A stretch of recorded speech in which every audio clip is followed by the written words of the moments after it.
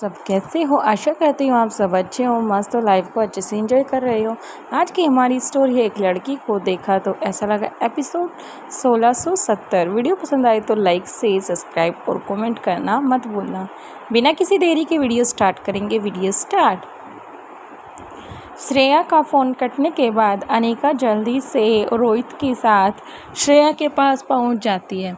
श्रेया उन दोनों का वेट कर रही थी और वे तीनों आपस में कुछ डिस्कशन करने लग जाते हैं। तभी श्रेया कहती है, अनिका अगर ये एंगेजमेंट नहीं हुई तो काफ़ी हमारे बिजनेस को, और जो हमारे साथ छोटे छोटे बिजनेसमैन हमारे साथ शेयर मार्केट में लगा रखे जिन्होंने अपने, उनको भी काफ़ी हानि और लॉस पहुंचेगा, क्योंकि मीडिया वाले चीज़ों को बढ़ा चढ़ा कर बताते हैं। कहीं ना कहीं हमारे बिजनेस पर इसका ज़्यादा इफ़ेक्ट पड़ेगा, और सबसे ज़्यादा तो शायद मुक्ता की फैमिली को ही पड़ेगा। हम दोनों की फैमिली के मुकाबले में तो वो नहीं है, लेकिन हम उसे ज़्यादा पुअर या मिडिल क्लास भी नहीं कह सकते। अनिका, हाँ श्रेया तुम बिल्कुल ठीक कह रही हो। तभी दोनों रोहित की तरफ देखती हैं। रोहित, मुझे ऐसा लगता है कि इन दोनों को हमें मनाना चाहिए एंगेजमेंट के लिए, कैसे भी हो, लेकिन हमें इन दोनों को मनाना चाहिए। तभी रोहित कहता है कि मैं सन्नी और प्रीति से बात करता हूँ और तुम ओमकार और मुक्ता से बात करो।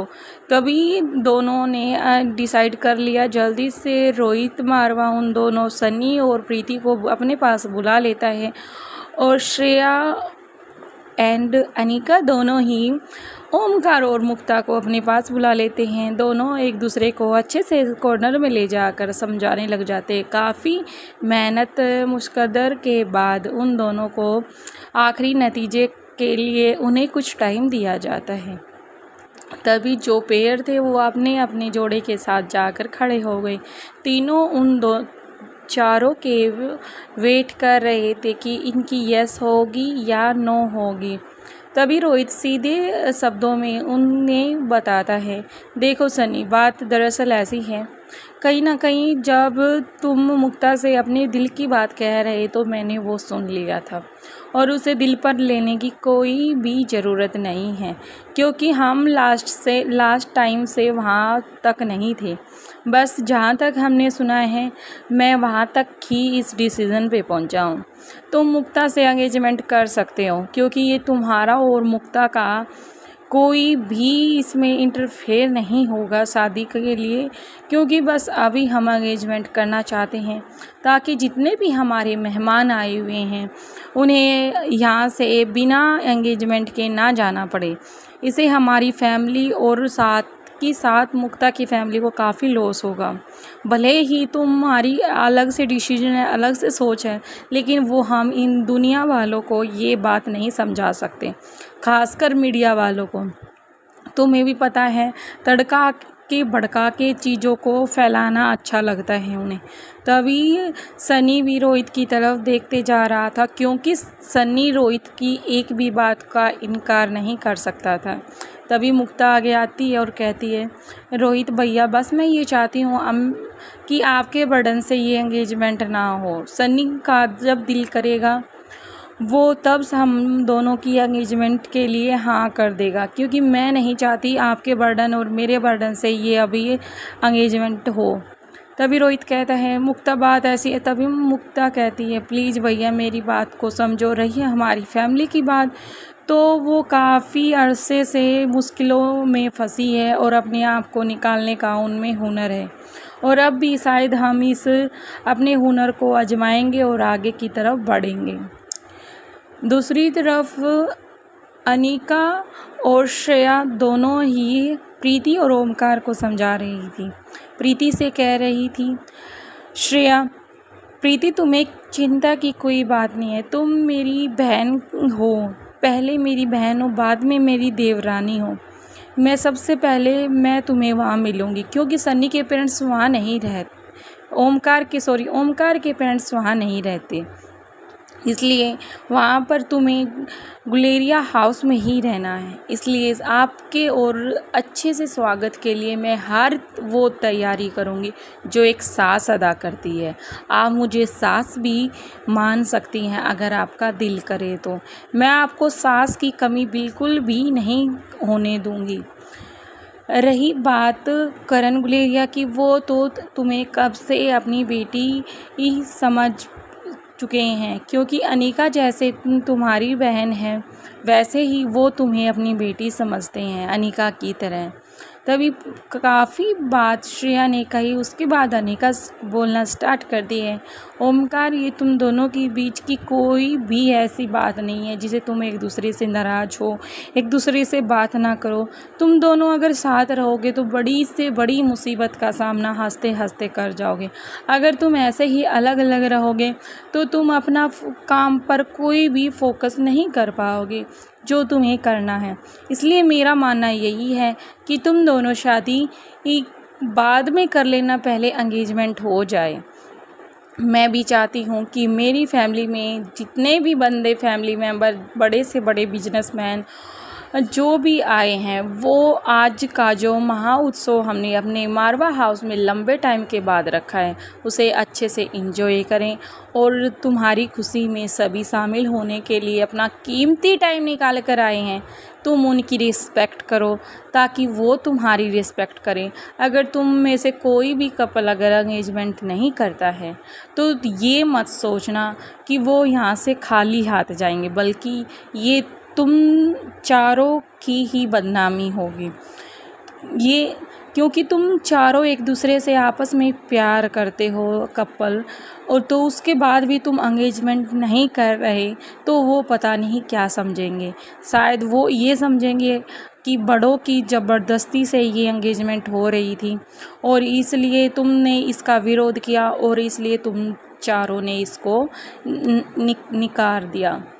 इतनी बात अच्छे से अनिका की समझाने के बाद पीछे से करण गुलेरिया भी अनिका के पास आ जाते हैं और आराम से उसके पीछे हाथ लगाते हैं। अनिका पलट कर देखती है तो करण गुलेरिया खड़े थे। तभी वो कहते हैं कि पापा आप। तभी करण गुलेरिया कहता है, मैंने तुम सब की बातें सुन ली है, लेकिन मेरा लास्ट डिसीजन यही रहेगा कि तुम एक दूसरे से अगर प्यार करते हो तो तुम्हें किसी चीज़ की कोई परवाह नहीं करनी, क्योंकि मैं तुम चारों के साथ हूँ। मैं रोहित को भी नहीं मानता कि सनी एंड फ्यूचर तुम्हारा बिजनेस या किसी चीज़ का लॉस हो तो मैं तुम्हारा साथ दूंगा। मुक्ता बेटा, तुम्हारा भी मैं साथ देने के लिए बिल्कुल तैयार हूँ जब तक मैं हूँ, जब तक मेरे शरीर में जान है। अगर दोबारा ओमकार की तरफ फेस करता है और कहता है तब मैं इन्हें ये लाइन बोल सकता हूँ, तो ये समझ लो बेटा प्रीति और ओमकार तुम्हारे लिए मैं क्या सोच रखता हूँ। इतनी बात सुनकर प्रीति की आंखों में से आंसू बहने लग गए, क्योंकि वो नहीं सोच पा रही थी कि उसने कितने व्यक्तियों को हर्ट किया है इस ना से। क्योंकि प्रीति ऐसा कोई काम नहीं करना चाहती थी जिससे किसी को हानि या नुकसान हो या किसी का दिल हर्ट हो, चाहे वो कितनी भी बड़ी मुसीबत में क्यों ना हो, कितनी ही परेशान क्यों ना हो, लेकिन किसी को हर्ट करना प्रीति को बिल्कुल भी नहीं आता था। इसलिए प्रीति ने कहा कि सॉरी। सभी को आपस में एक दूसरे की तरफ देखकर वो कहने लगी प्लीज़ मुझे माफ़ कर देना, दरअसल बात ऐसी है। तभी अनिका कहती है प्रीति पुरानी बातों को छोड़कर अब नए सिरे से अपनी ज़िंदगी की शुरुआत करो। अनिका की बात सुनकर प्रीति भी खामोश हो जाती है और कहती है ठीक है दीदी, मैं आई एम रेडी। दूसरी तरफ मुक्ता और सनी की तरफ रोहित मारवा कहता है यू आर रेडी। तभी सनी कहता है आई एम रेडी, क्योंकि जो कपल ने मना किया था, जो कपल के जोड़े में से उन्होंने हाँ कर दी तो दूसरे की ऑटोमेटिक ही हाँ थी।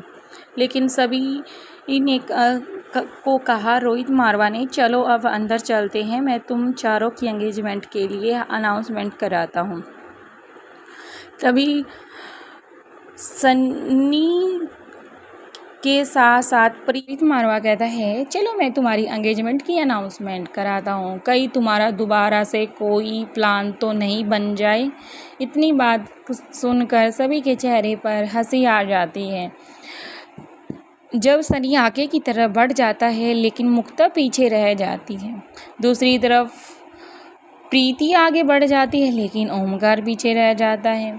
सभी आगे की तरफ चले जा रहे थे, तभी सन्नी और प्रीति पीछे मुड़कर देखते हैं कि मुक्ता और ओमकार दोनों पीछे खड़े हैं। रोहित अपने फेस पर हाथ रख के सोचने लग जाता है, यार अब ये नया ड्रामा क्या कर रहे हो, अब इनको मनाया, अब इनको मनाने के लिए हमें क्या करना होगा।